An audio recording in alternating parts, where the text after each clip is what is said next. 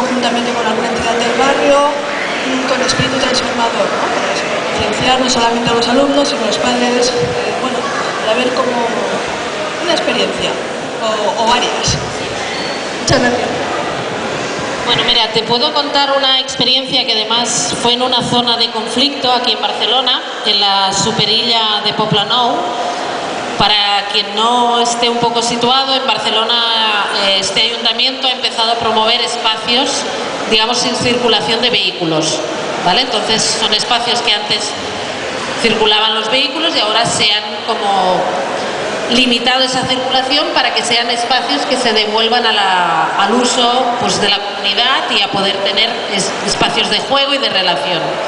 Entonces, en este barrio, en Poblenou, había como mucha fricción entre diferentes posiciones políticas frente a esta creación de esta superilla, y nos pidieron a Artibarri, a diferentes entidades de Artibarri, que propusiéramos un proyecto de mediación y de interrelación para esa zona. Entonces, nosotros lo que pensamos era que realmente la comunidad que iba a poder aprovechar a medio y a largo plazo esos espacios nuevos que generaba la ciudad eran los niños y las niñas, los adolescentes, ¿no? También. Y lo que hicimos fue involucrar a las escuelas de primaria, institutos de secundaria y educación especial que había en el perímetro de Artibar, de la zona esta de Superilla Poblenou, y entonces les hicimos como una doble propuesta, así. La doble propuesta era que podían trabajar la creación audiovisual por un lado y la expresión plástica como herramienta, pues, de intervención en el medio urbano, ¿no? Entonces, básicamente lo que se hizo fue la construcción, lo resumo mucho, el proyecto se llama Superilla Canalla. Canalla en catalán es niños y niñas, no es canalla como en castellano. Es un poco ahí la traducción, vale. Entonces, Superilla Canalla era la idea de que se apropiaran los niños y las niñas de ese espacio y que lo transformaran en un espacio propio de relación. Y entonces ellos hicieron como 5 propuestas audiovisuales de cómo ese espacio podía devenir un espacio propio de relación y de interacción, y lo hicieron a través de talleres que hicimos en los centros educativos. Y luego hubo un centro de secundaria que además tenía una asignatura de arte urbano, que sería un poco como, ¿no? como un taller, lo tenían, eran los de primero de la ESO. Y entonces ellos, el proceso creativo que hicieron en el proceso de crear el vídeo, lo transformaron, o en paralelo lo hicieron con un proceso de intervención en esa zona de la Superilla para hacer arte urbano en la Superilla. Lo que pasa que el ayuntamiento no estaba preparado para eso, es decir, la apropiación del espacio público sí estaban dispuestos a que fuera en los términos que ellos lo estaban cediendo, pero los chicos querían llegar mucho más allá, querían pintar, querían decorar ese lugar para hacerlo mucho más suyo. Entonces se hizo la acción, se consiguió que se hiciera la acción de arte urbano, pero tuvo que ser efímera, es decir, duró. Además, esto se hizo en febrero de este año y tuvimos mala suerte, fue un fin de semana, digamos, de mucho sol, pero luego vinieron muchas lluvias, como este año ha sido muy lluvioso, y duró pues una semana, ¿no? Pero bueno, esa idea de cómo... Y esos chicos, lo que quería un poco responder era cómo esos chicos, la mayoría de los chicos de estos centros educativos, con primaria era más fácil que sintieran ese espacio como propio, porque iban allí con la familia a jugar, ¿no? A merendar, tal.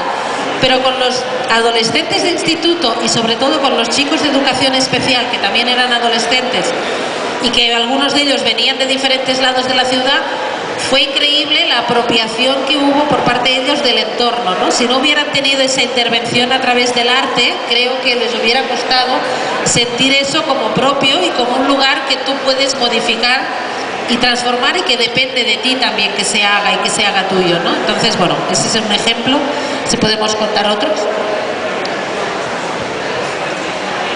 Bueno, yo desde las publicaciones sí tengo un proyecto muy interesante, que es una colección que se llama EUS, que es Voces, y que hay personas con dificultades, por ejemplo con diagnóstico de enfermedad mental o con procesos de migración, etcétera, que a través de la escritura o de la poesía hacen trabajos de resiliencia y de empoderamiento. Se explican a sí mismos su propia trayectoria y lo explican a través de la poesía. Nosotros, como lo que hacemos ahora mismo es editar, pues es nuestra aportación a la transformación a través de la literatura, que también es un arte. Y bueno, de momento hemos publicado 3 libros de personas con diagnóstico y uno más que es colectivo y que junta trabajos de 2 grupos, todos ellos con diagnóstico, unos que escriben, otros que pintan, entonces se hace un trabajo anual de creación, de elaboración de escritura y de elaboración de pintura, y al final del año pues se elabora un libro. Este año estamos haciendo ya el segundo. Y la parte empoderadora y la parte transformadora, sobre todo la relacionada con la salud mental, es que la salud mental nosotros la entendemos según nos explican los medios y según unos estereotipos muy limitados. No vemos a estas personas como personas, los vemos como enfermos. La mayoría de ellos reciben tratamientos que les invalidan, que les disminuyen, que les relegan sus potencialidades. Entonces, a través del trabajo que hacemos, les damos un espacio para que se muestren delante de la sociedad de otra manera. Ellas son personas muy inteligentes, son personas muy creativas, la mayoría de ellas, y se pueden explicar a sí mismas a través de la poesía y pueden mostrarse a la sociedad de una forma que la sociedad también les acoja y les quiera, de una forma que no estamos acostumbrados, ¿no? Esta es una parte del trabajo que hacemos. Trabajo duro, tengo que decirlo, porque la salud mental en sí misma ya es dura, pide de nosotros mucha comprensión, mucho estudio, mucho aproximarnos a personas desde la realidad de las personas, no desde nuestra idea. Y bueno, es un espacio de resistencia que trabajamos y que conseguimos resultados, evidentemente. Bueno, esto es lo que nosotros ahora mismo podemos aportar.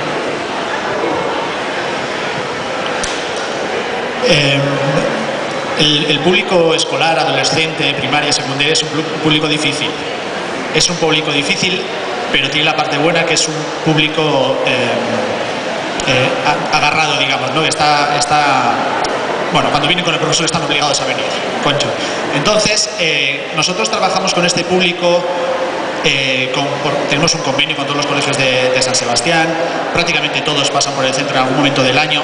Entonces, si quisieran visitar el parque, tienen unas visitas especiales con un personaje, con otro, y bueno, tienen unos objetivos diferentes según siempre adaptado al currículum escolar que estén dando en ese momento. Pero la cosa es que, ¿cómo hacemos para que esos chavales conviertan esa experiencia de, bueno, he salido de la clase, me ha dado un poquito el aire y hablo con mis compañeros y ya está, me da igual lo que me estés contando y vuelvo y listo? ¿Cómo hacemos para que esa experiencia se convierta en memorable, que se les quede ahí en el back? Entonces, una cosa que nos gusta mucho hacer es dejarles hablar, que se expresen totalmente. Pasamos de ser emisores a ser receptores. Nosotros nos gusta hacer mucha pregunta para que los chavales nos hablen, nos expliquen, nos den su punto de vista. Una exposición que estoy preparando ahora, que inauguraremos allá por febrero, me parece,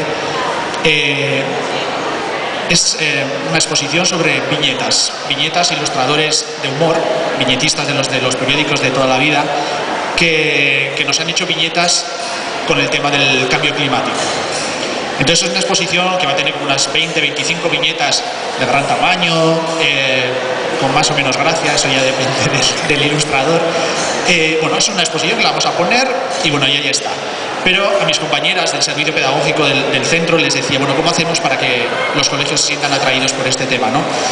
Y me decían, es que es genial, es el uso del humor, son los códigos que los chavales conocen, que ya tienen en internet, los memes, los no memes, todas estas cosas que dominan ellos incluso ya más que nosotros, y no me considero muy mayor, que dominan mejor que nosotros. Entonces, lo que están preparando son acciones, son propuestas para que los chavales se conviertan también en ilustradores, se conviertan en parte de la exposición también.